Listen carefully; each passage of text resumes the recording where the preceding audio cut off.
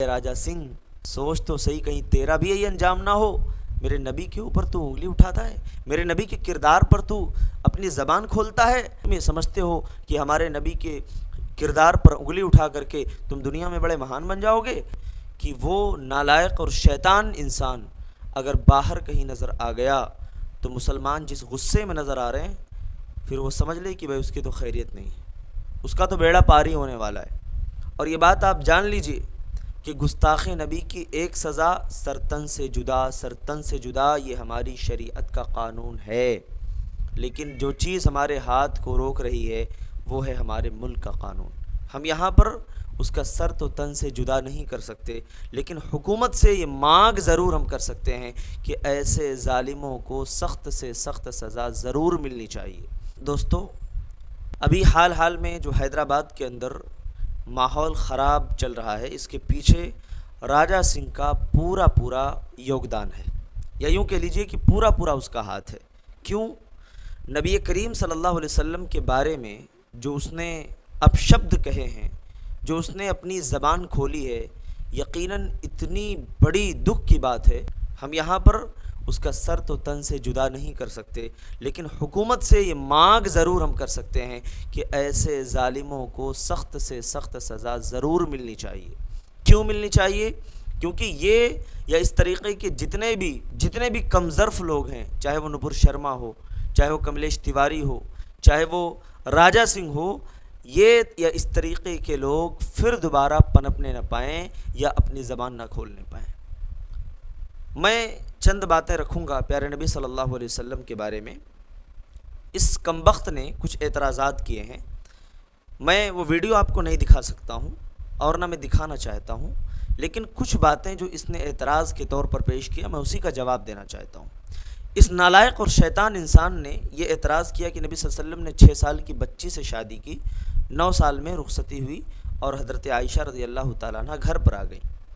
तो मैं कहना चाहता हूँ कि ऐ शैतान, इबलीस भी तेरे इस हरकत पे शर्मा जाए कि अगर तूने गौर किया होता तो तुझे तेरे सवाल में ही तेरा जवाब मिल जाता। अल्लाह के रसूल सल्लल्लाहु अलैहि वसल्लम ने हज़रत आयशा रज़ियल्लाहु ताला अन्हा से निकाह किया, शादी किया, ये बात तू भी मानता है और ये बात तूने कहा हमारी किताबों में मौजूद है, यकीनन मौजूद है। 9 साल में रुखसती हुई, तूने भी ये बात वीडियो में कही कि हाँ 9 साल में रुखसती हुई। तो मैं ये सवाल पूछना चाहता हूँ कि जिनकी बच्ची है, जिनकी बेटी है, उन्होंने 6 साल पर अपनी बच्ची को देने के लिए तैयार हो गए, 9 साल में रुखसत करने को तैयार हो गए, और साइंस भी बात मानती है कि खातून 9 साल से लेकर के 15 के बीच में बालिग हो जाती है। और जब उनके वालिद को कोई एतराज़ नहीं हुआ, तेरे सीने में दर्द क्यों हो रहा है, तेरे सीने में तकलीफ़ क्यों हो रही है? मैं ये तुझसे सवाल पूछना चाहता हूँ। और जो दुनिया के सबसे बड़े महान इंसान हैं, सबसे ऊंचे मकाम व मर्तबे वाले हैं, अगर उनके घर में किसी के बच्ची को बहैसियत बीवी जगह मिल जाए तो ये कितने बड़े इज़्ज़त की बात हो सकती है, कितने बड़े शर्फ़ की बात है, ये तसव्वुर नहीं कर सकते।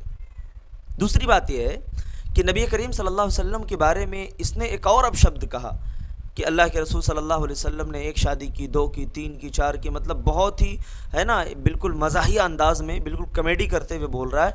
लेकिन ये समझ लो कि इस नालायक इंसान ने जो हरकत की है उस पर हुकूमत को सख्त से सख्त कदम उठाना चाहिए और इतनी ज़बरदस्त सज़ा देनी चाहिए कि आगे आने वाले लोग ऐसी हरकत करने के लिए हज़ार नहीं लाखों करोड़ों मरतबा सोचने के लिए और जो है सोचने समझने पर मजबूर हो जाएं कि ऐसा इक़दाम मैं अगर करूँगा तो मेरा क्या हाल होगा।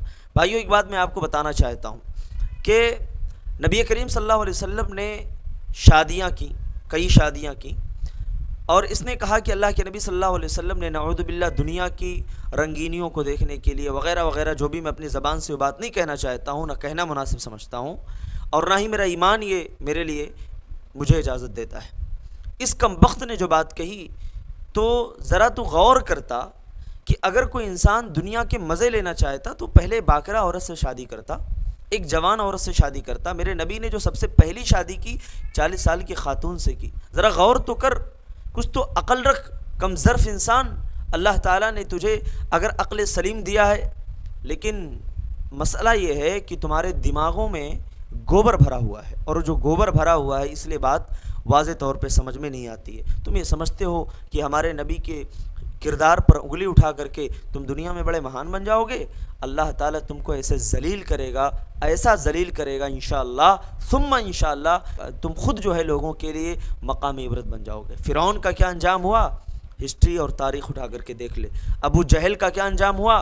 تاریخ اٹھا کر کے دیکھ لے. ابو لہب کا کیا معاملہ ہوا؟ تاریخ اٹھا کے دیکھ لے کہ جب اس نے کہا تھا کہ تب لک یا محمد، اے محمد تو تباہ و برباد ہو جانا، اعوذ باللہ. سورہ کریمہ نازل کیا ہوئی؟ تبت یدا ابی لہب و تب. میرے نبی تباہ و برباد نہیں ہوں گے، تباہ و برباد تو ہوگا. ایسی موت ہوئی ابو لہب کی، کوئی اس کے قریب بھی جانے کے لیے تیار نہیں تھا. اس کی لاش کو اٹھا کر کے لکڑی کے سہارے سے ہے نا اس طریقے سے گڈھے میں پھینک دیا جاتا ہے، اس کے بعد پتھر مٹی وغیرہ ڈال کر کے اس کو ویسے ہی دفن کر دیا جاتا ہے. بدبو آ رہی تھی، کئی دنوں تک اس کی لاش ایسے ہی سڑتی رہی، کوئی قریب جانے کے لیے تیار نہ تھا. ارے میرے نبی کے بارے میں تو میرے رب نے کہہ دیا وَرَفَعْنَا لَكَ ذِكْرَكَ.